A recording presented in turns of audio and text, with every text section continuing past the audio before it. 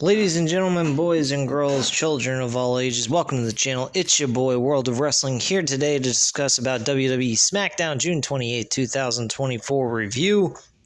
Also, I am going to go over the AEW pay-per-view, Forbidden Door, tomorrow before Raw goes on the air, so I will give you guys an upload on that video as well.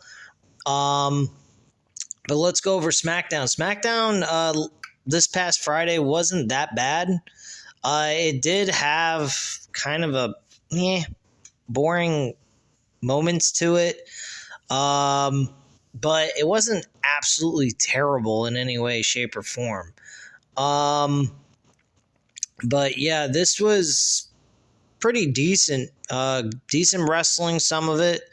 And I was very impressed with the ending of the show. Paul Heyman actually showed he had some fucking balls for once in his existence on television. And I thought this was very cool. So anyway, we get a recap of what happened last week of Jacob Fatu making his debut into WWE. We then cut to the parking lot where Paul Heyman meets the Bloodline, with Heyman wondering where Jacob Fatu is before they head to the entranceway, only for the screen to reveal Cody Rhodes, Randy Orton, and Kevin Owens have arrived for revenge. They make a beeline for the ramp and go after the Bloodline, bringing them to ringside. It's absolute chaos at ringside now, with Kevin Owens getting the drop on Tungaloa before Nick Aldis runs down with security to get things under control as we go to commercial break. Following that, we're back at ringside where Aldis is trying to calm down Rhodes, Owens, and Orton to seemingly no avail. Aldis directs a guard to enter the ring. But he takes an RKO from the Viper, leading it to the rest of security rushing in, only to find themselves in a brawl with the trio. The three clear the ring, with one guard remaining, who takes a stunner, an RKO, and a crossroads as Aldis storms up the ramp to the back. The crowd chant for the trio as Owens and Orton beat down the Bloodline, promising to put them down for good at Money in the Bank. Rhodes says that the Bloodline sees 3 victims, but the champ doesn't see it that way. He sees his friend Kevin Owens, a 4-time world champion, the man responsible for Cody standing there, and the legend killer Randy Orton, and a sold-out arena in Madison Square Garden. The way he sees it, he should be defending his championship, but instead he's fighting a war he thought he finished at WrestleMania.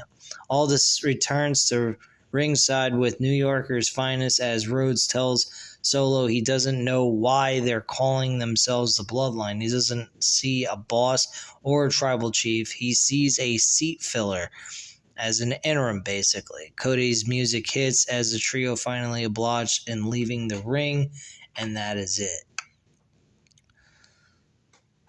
I thought this was pretty good. Pretty damn good. Way to open the show with a nice, ferocious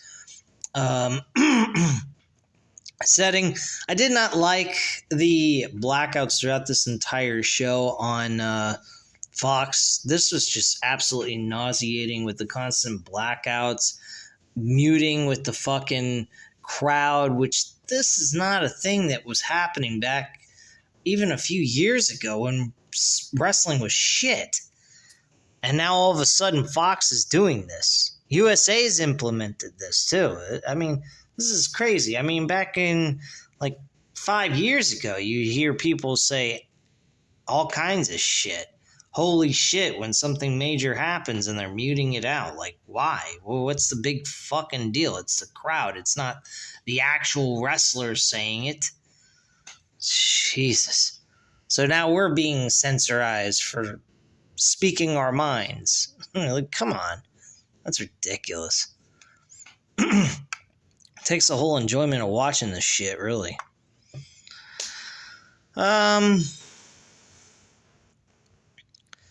So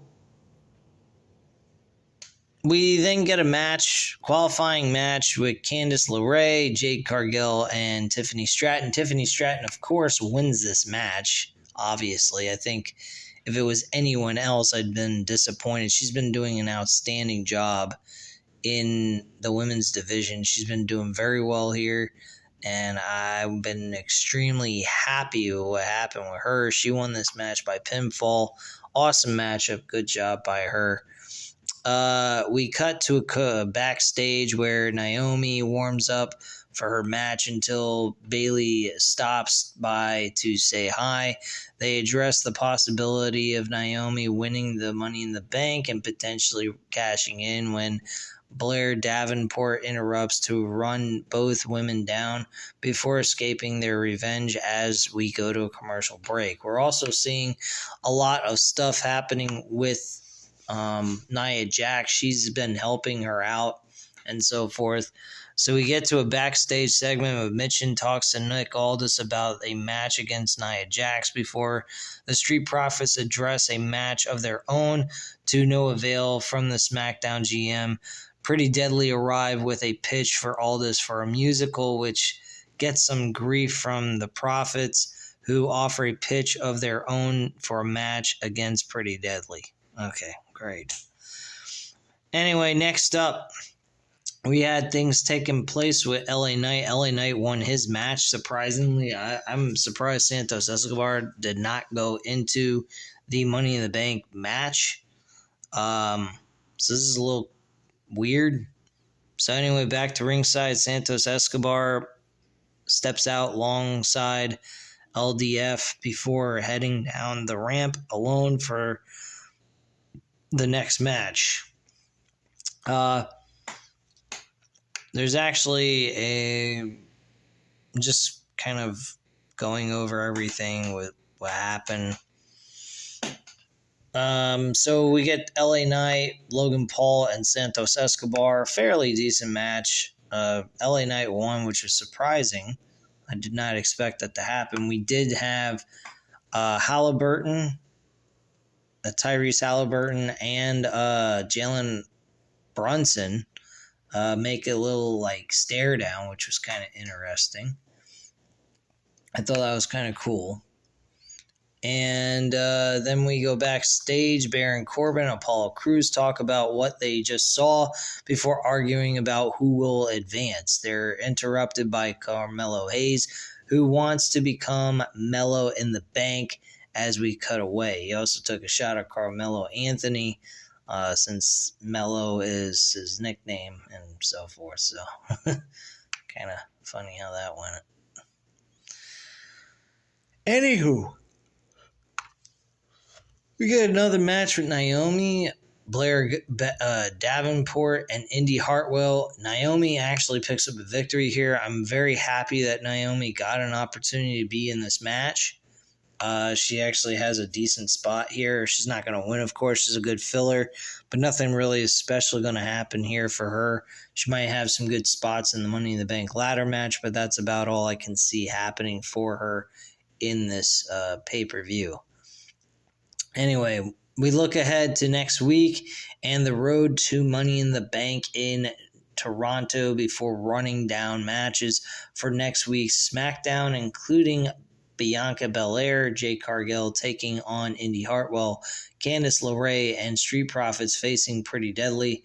And we also find out that A-Town Down will defend their tag team titles against DIY. That's going to be a good match. I think DIY is going to win that match and become the new WWE Tag Team Champions.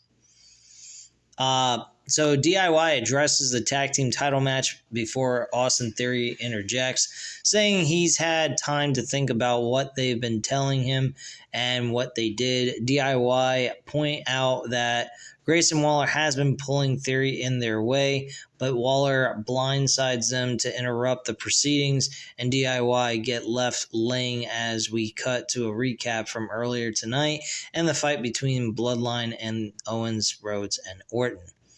We head back to ringside as the Bloodline make their way to the ring for the Bloodline acknowledgement ceremony, which was really good. The group enters the ring as Heyman calls for a microphone to a wave of boos from the crowd and a blackout of the feed, thanks to whoever feels like being Steve Austin in 2024. Okay.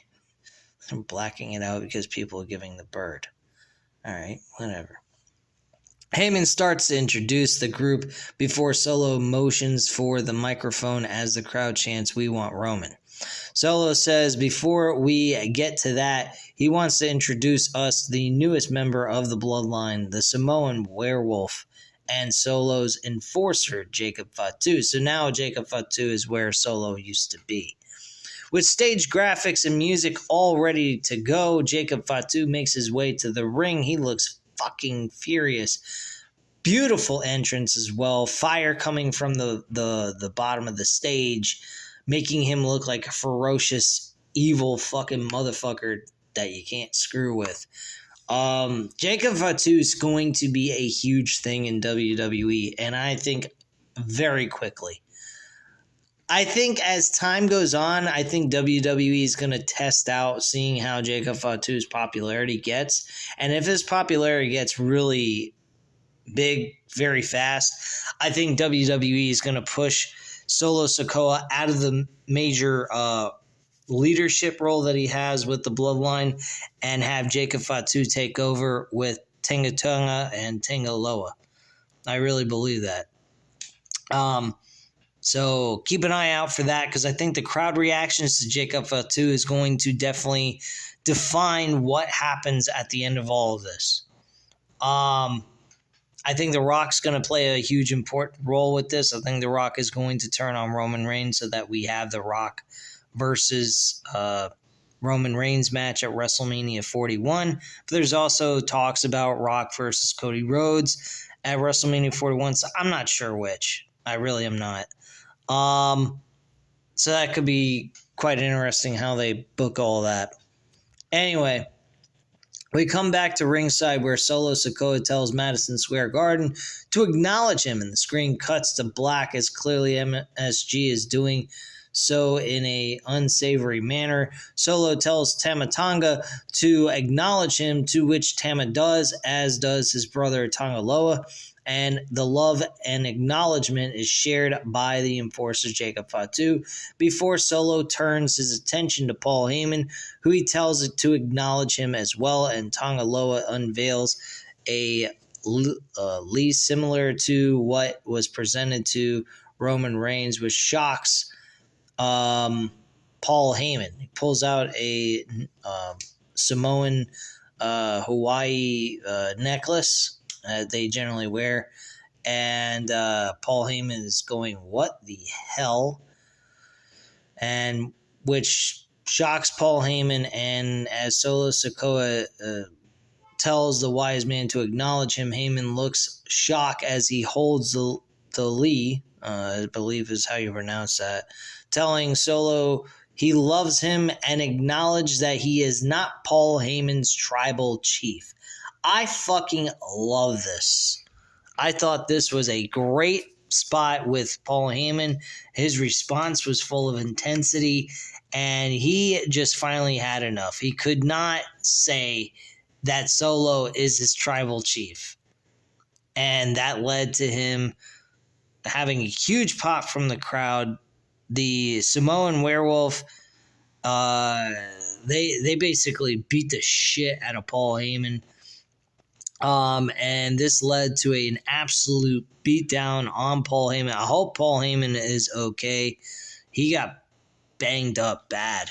I've never seen Paul Heyman take such a bump in any wrestling segment ever. I mean, he did get rock bottom back in 2002 SummerSlam, but I mean, outside of that, nothing. I mean, the guy has not been really dealing with anything. He really hasn't, done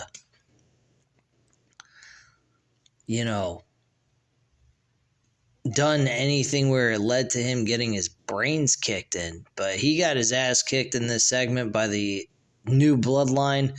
Paul Heyman was powerbombed, like shield powerbomb through a table, and that was it. That's how the show went off the air. and Paul Heyman, there was a YouTube video of him being rushed to the hospital. So, Bloodline did some major fucking damage here. I think we are going to see a Solo Sikoa Cody Rhodes match where we see Roman Reigns make a return at SummerSlam. And I believe we're going to get a Solo Sikoa Roman Reigns match at Bash at Berlin, possibly. This is going to be very interesting. This storyline has got many different ways to go. It can go as... So it should be a lot of fun seeing how this, unfolds.